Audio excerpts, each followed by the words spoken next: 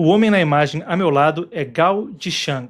Esse é um advogado de direitos humanos que, de forma interessantíssima, teve um impacto que transcendeu em muito as fronteiras da China.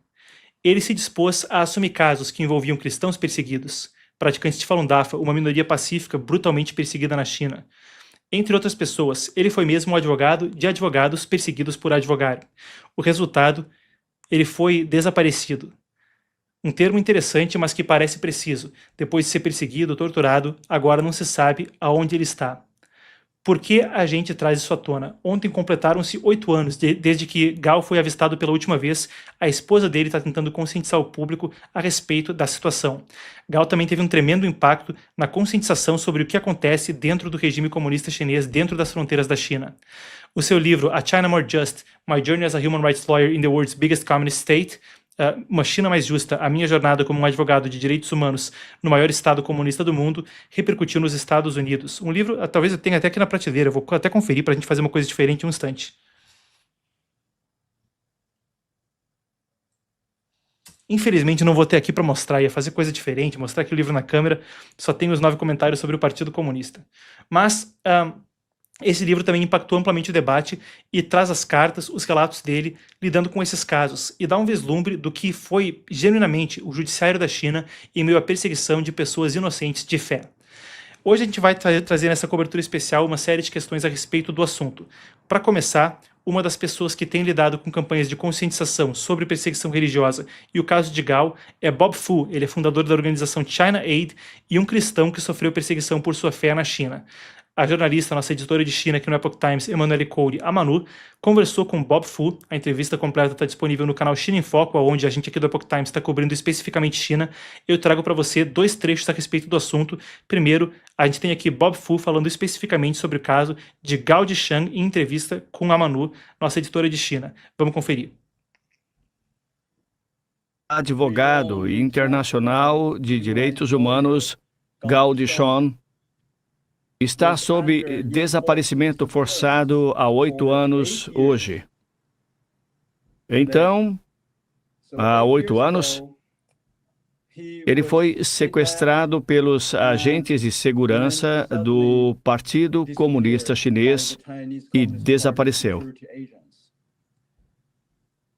Portanto, ninguém sabe onde ele está, se está vivo ou morto, ou qual é a sua condição. Nenhum membro da família foi notificado por nenhum meio, nem mesmo por telefonema. Não há onde encontrá-lo. Portanto, já sabíamos, é claro, com base no seu histórico de cerca de 20 anos de trabalho, que ele deve estar nas mãos do aparato de segurança do Partido Comunista Chinês. Durante esse desaparecimento, o Partido Comunista Chinês, tentando quebrar a força de vontade de Gao, chegou a enviar vários agentes para ficar em sua casa com sua esposa e 2 filhos pequenos, 24 horas por dia, todos os dias, durante meses, em sua própria casa. E eles tinham que deixar a porta e as cortinas abertas quando iam usar o banheiro ou tomar banho. Nenhum ser humano pode imaginar realmente o tipo de humilhação. Então, a pobre menina foi inicialmente escoltada por agentes de segurança para entrar na escola e até mesmo espancada na frente de seus colegas de classe, só porque ela foi ao banheiro por muito tempo e desapareceu da vista dos agentes de segurança que seguiam ela. E enquanto era espancada, ela foi chamada de filha da máfia e então foi expulsa da escola. Então ela me contou que todos os dias, quando ouvia pela janela dos fundos do seu quarto alguns de seus colegas de classe indo para a escola, ela não podia mais aguentar. E ela tentou várias vezes cometer suicídio, se cortando. Então, era assim que estavam as coisas. Vemos como o regime do Partido Comunista é brutal.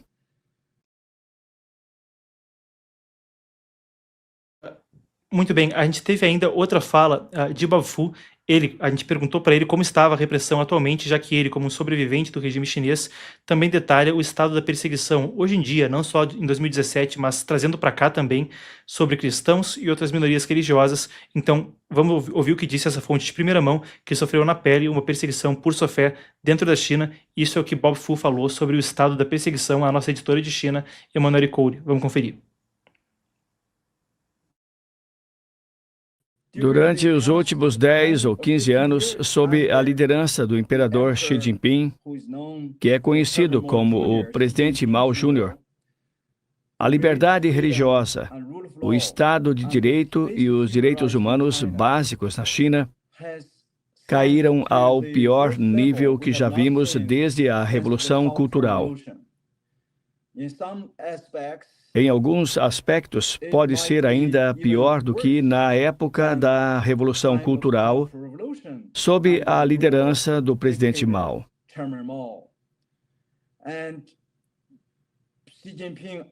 E Xi Jinping criou um campo de concentração moderno, um genocídio contra o grupo minoritário chamado Uigures. A maioria deles são muçulmanos moderados localizados no oeste da China, na região conhecida como Xinjiang. E milhões deles ainda estão desaparecidos ou em campos de concentração modernos. Já para os cristãos, o regime criminalizou os dízimos, doações dos membros da igreja e criminalizou até mesmo os pastores. E pela primeira vez desde a Revolução Cultural, milhões de crianças cristãs da China foram forçadas a ler um formulário preparado pelo Partido Comunista para renunciar à sua fé publicamente na frente de seus colegas de classe, com seus pais, seus professores, seus diretores e agentes do Departamento de Segurança Pública ao lado das crianças.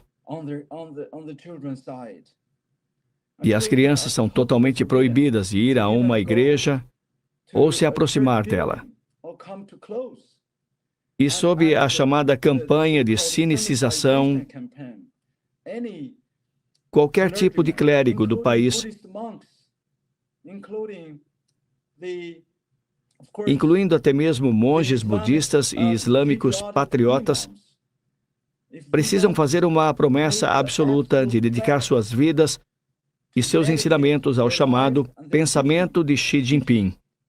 Se eles não fizerem isso, suas credenciais serão imediatamente removidas. E se você não retirar voluntariamente a cruz do telhado da sua igreja, o Partido Comunista enviará tratores para tirá-la. Vamos enviar centenas de policiais militares para queimar a igreja e destruí-la.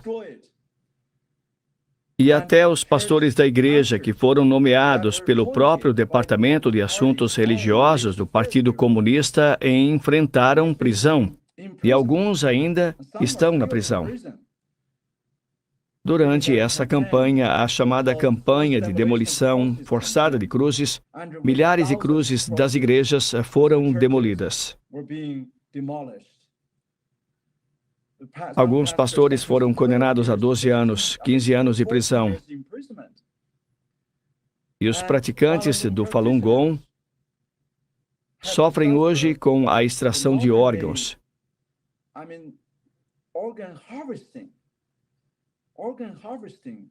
Quero dizer, eles removem os órgãos de pessoas vivas apenas por elas praticarem uma religião, uma fé pacífica. Muito bem, a gente ouviu então agora Bob Fu, ele que é fundador da China Aid, um sobrevivente como cristão da perseguição religiosa na China. Ele falava então também da perseguição a outras minorias, incluindo Falun Gong, também chamado de Falun Dafa, uma prática que há 26 anos sofre perseguição religiosa brutal, incluindo a documentada extração forçada de órgãos. Segundo um tribunal independente em Londres, confirmou em 2019, liderado pela lenda do direito Sir Geoffrey Nice, uma atrocidade também reconhecida pelo Parlamento Europeu e pela Câmara dos Representantes dos Estados Unidos, além do Parlamento Britânico. Agora, para seguir, então, a gente viu a Emanuele, a Manu Cole, nossa editora de China, falando com Bob Fu. Essa foi uma entrevista feita ontem pela manhã e já foi publicada no canal do China em Foco, onde a gente está com ela trazendo a informação setorizada, a informação especificamente sobre China. Para a gente repercutir, eu trago a Manu agora aqui comigo. Vem para cá, Manu, que bom te receber aqui no programa. Bem-vinda, uma boa noite. E já vou começar com o seguinte: você tem acompanhado a questão da perseguição religiosa na China e muitas vezes tem a dúvida por quem está assistindo se ainda é tão grave, a coisa está como já foi no passado. E eu acho que a conversa com o Bob Fu e o caso do Gao Dishan trazem uma memória agora, 8 anos depois do desaparecimento desse advogado de direitos humanos e com o trabalho também realizado por ativistas como o Fu, de que a situação de direitos humanos é ainda muito grave. O que você tem acompanhado, qual foi sua reação também produzindo a matéria, conversando com o Bob Fu? Perfeito, Marcos. Bom, então, como você mesmo falou, existe muito questionamento sobre realmente se a situação da perseguição religiosa dentro da China ela ainda é séria e se ela realmente existe. Até por isso que eu achei tão interessante trazer o Bob Fu para falar com a gente, porque ele era um pastor na China, ele e a esposa dele, eles tinham uma igreja e em 96 eles tiveram que fugir para os Estados Unidos porque eles ficaram presos algum tempo justamente por eles terem uma igreja dentro da China que não era aprovada e controlada pelo Partido Comunista Chinês. Desde lá, ele fundou a China Aid e tem realmente se esforçado para esclarecer para as pessoas o que está acontecendo ali dentro, expor realmente essa perseguição religiosa. E é interessante essa questão de realmente ser uma pessoa cristã, ser uma pessoa que realmente era um pastor, porque existem muitas informações que são informações falsas, que são elaboradas pelo próprio Partido Comunista Chinês, de que não existe perseguição contra cristãos dentro da China. Por isso é realmente muito interessante trazer uma pessoa que vivenciou tudo isso. E justamente no dia onde a gente teve o aniversário de 8 anos de desaparecimento do Gao Dishan. O Gao Dishan, ele é um advogado de direitos humanos que ele ficou muito conhecido, não somente pelo seu desaparecimento, mas porque ele foi uma pessoa muito ferrenha e muito corajosa na questão de defesa realmente das pessoas que eram perseguidas dentro da China por conta das suas fés. Por exemplo, alguns dos casos que ele pegou foram de cristãos e também de praticantes de Falun Gong, como você já comentou, essa disciplina espiritual chinesa. E é interessante porque quando ele começou a pegar esses casos, por exemplo, de praticantes de Falun Gong, o regime chinês não permitia, na verdade, que esses praticantes que eram presos pela sua fé, que eles tivessem algum tipo de defesa legal. E na época, quando ele pegou o primeiro caso que ele pegou de um praticante de Falun Gong para defender, e ele descobriu que o regime chinês não permitia nem mesmo que essas pessoas tivessem defesa, ele enviou uma carta, que foi uma carta aberta para o Congresso chinês, perguntando, se questionando como pode uma pessoa não ter nem defesa. E até interessante porque realmente hoje em dia a taxa de condenação dentro da China é mais de 99,9%, ou seja, as pessoas que são enviadas para serem condenadas já são pessoas designadas pelo próprio Partido Comunista Chinês. Então essas pessoas, por mais que não tenham cometido nenhum tipo de crime, elas vão ser condenadas. Por isso, claro, a tentativa desses advogados realmente de ajudar as pessoas, mas até interessante porque é um trabalho bem frustrante, até mesmo o Gao Dishan, em um documentário, existe um documentário muito conhecido sobre ele, que conta a trajetória dele, e ali tem vários trechos de depoimentos, declarações dele, e ele comenta sobre o quanto é frustrante ser um advogado de direitos humanos dentro da China, porque na verdade a pessoa está lutando, no final das contas, só para tentar expor para o resto do mundo o que está acontecendo ali dentro, porque eles já iniciam esses casos sabendo que eles vão perder. E Gao Dishan atuou por vários anos tentando de toda forma ajudar essas pessoas e por causa disso acabou sendo desaparecido, porque realmente eles sequestraram Gao Dishan de dentro da sua casa. Desde então a sua esposa não sabe onde ele está, eles tiveram que resgatar a esposa de Gao Dishan e os filhos dele de dentro da China justamente porque eles estavam correndo perigo.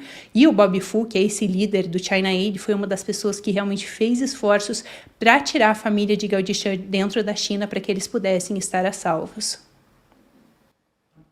Manu, uma questão interessante aí da gente pontuar também, conforme a gente está desdobrando esse caso do Gao Dishan, passa pelo impacto que ele teve no exterior. Agora são 8 anos, e claro, o Bob Fu hoje em dia também fora da China, fala em inglês, então é algo que parece pontuar também. O livro dele vendeu bem em inglês, o A China More Just.